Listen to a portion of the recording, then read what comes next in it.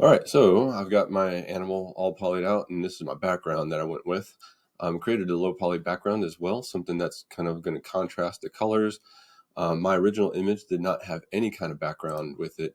It basically just looked like that. And there's no background, so that's just the way it was.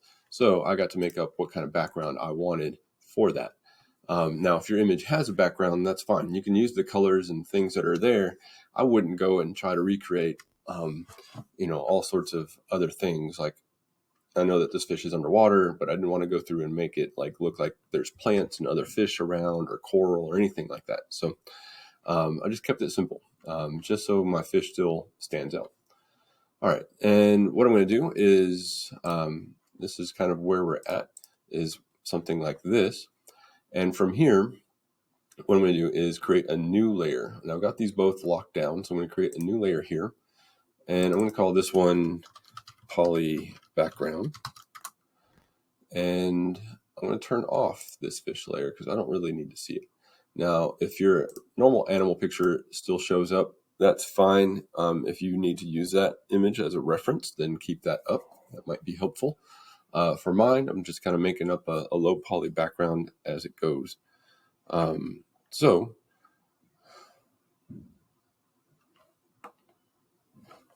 I'm going to start with this. I'm going to go here, and I'm going to make sure first I have my grid is on, and I have snap to grid turned on as well. And so it's going to help me create my polys just like it did with my animal. So I'm going to go out here, snap into the grid, snap into my artboard as well. That's helpful. And then as I go to create, I'm just going to start snapping away and creating some new polys. So I'm going to go around this whole thing and oops.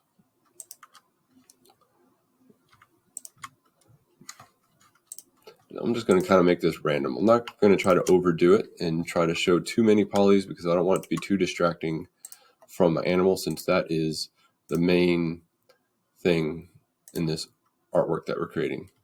So I'm going to go through and complete this and continue once I'm done. All right, so here's my finished poly background. I've got all my lines here. And what I'm going to do for the next step is select everything, and I'm going to go to Window, Pathfinder, go to Divide, just like we did with our animal. And what it's going to do is break these down into individual paths and groups. Now, I'm going to use a different tool. Instead of the eyedropper tool for mine, you can use the eyedropper tool if you have an image, and you can do this the same way as you did your fish. So that's one option for doing this. Another option is to use what's called the live paint bucket. And if you don't see the live paint bucket, then you can click this edit toolbar down here, find the live paint tool bucket, and live paint bucket. Grab it and drag it over to your toolbar, and when you see a blue line show up, then drop it there. That way it's there for you to use. I'm going to close this back down, and I'm going to use this bucket right here. Now I'm going to start to use colors, but I need colors to choose from since I don't have a background to work with. So I'm going to go to Window, I'm going to go to Swatches, and I don't have much to go from right here. So I need to add some colors to this. And I'm going to add some colors to it by going up to this 3 bars, and I'm going to go to Open Swatch Library, and I'm going to go down here to where it says Color Books, and then I'm going to choose Pantone CMYK Coded. And it opens up, a lot of times it opens up a separate window like this, and you'll see tons and tons of colors to choose from. Almost every color you can possibly think of. And I'm going to grab this, and I'm just going to snap it in here to use. Now mine's a fish, kind of an underwater background, so I'm going to hover around here where the blues are. And plus these will look nice since my animal is mostly kind of orange. It'll make it stand out a bit. I'm going to kind of create something creative here. I don't want to just go random with colors all over the place because that'll be too distracting. I'm going to try to make it look maybe like starts off lighter blues to darker blues towards the bottom. So I'll kind of mix it up with lights and darks. So let's start with choosing color like this. Now, with my live paint bucket, I can see that I have the color chosen that's right up there in the front, and it shows up over here as well. And if I click here, I started creating a background. I don't want to put two colors side by side that are too similar, so I'm going to mix it up and kind of find some other lighter tone colors and put them up towards the top. And so I'm going to kind of mix this up a bit and start going down. As I go further down, I'll start adding darker colors. And so something like this. So darker colors would be like at the bottom. Maybe even the darkest colors can be down here too. So you can kind of mix it up. And remember, try not to put two colors or two similar colors right next to each other, because it just tends to look a little bit better. So I'm just going through and using my bucket tool and just choosing a color off to the side and picking a spot for it to go in here. I'm going to keep doing this and trying to stay true to my gradient here as much as possible, keeping my lights up on top and my darker areas down at the bottom. See, that one's pretty close to my last color, so I'm going to change it up, make it that. I'm going to keep on going and continue on once I'm done here. All right, so now that I'm done here, I've finished my my background. I still have this bright pink thing happening.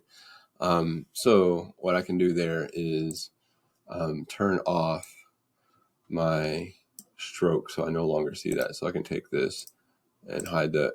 So now the stroke is gone. And you just do that by going with your pen tool or with your selection tool. Select all of the stroke that you had on the screen, go to properties, and make sure that the stroke is turned off on all of those. Okay, so you should end up with something that's basically just a solid poly background like this. And I tried to do mine kind of a lighter on top, darker on the bottom. And then when I turn on my fish, nothing happens because my background layer is on top. So what I'm going to do is grab my background layer and click with your left mouse button and drag it down until I see that blue line underneath my animal layer and drop it there.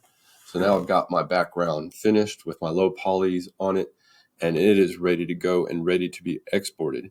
And so that step, and the export steps are going to look like this. You're going to go to File, go to Export, Export As, and then you're going to choose the file or the location you want it. So I would choose like your student drive, your digital media folder.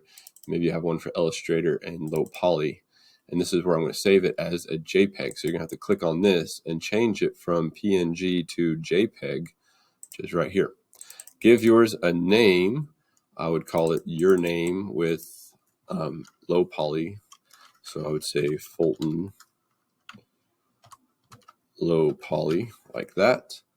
I'm going to go to export, and these options come up. We're going to keep it at CMYK for the color mode. If it's different, then make sure you change it to CMYK. Sometimes it might be RGB.